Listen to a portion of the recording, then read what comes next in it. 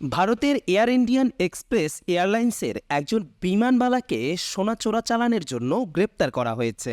তার বায়ুপথে ৯৬০ গ্রাম সোনা পাওয়া গেছে বলে জানিয়েছে রাজস্ব গোয়েন্দা অধিদপ্তর DRI।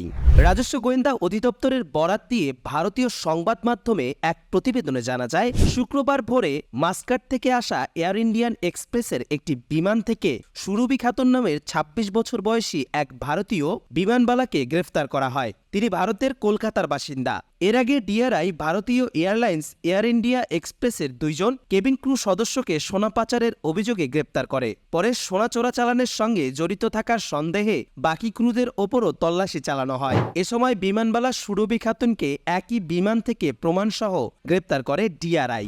এছাড়া সুরভি খাতুনের সিনিয়র সহকর্মীকে এ চোরাচালানের মূল পরিকল্পনাকারী সন্দেহে গ্রেফতার করা হয়েছে। সোনা চোরাচালানে আর কেউ জড়িত আছে কিনা এখনও নিশ্চিতভাবে জানা যায়নি, তবে এয়ারলাইন্সের আরও কয়েকজন কেবিন ক্রুকে এর সঙ্গে জড়িত বলে সন্দেহ করা হচ্ছে, আর এজন্যই তদন্ত আরও জোরদার করেছে বলেও জানায় DRI।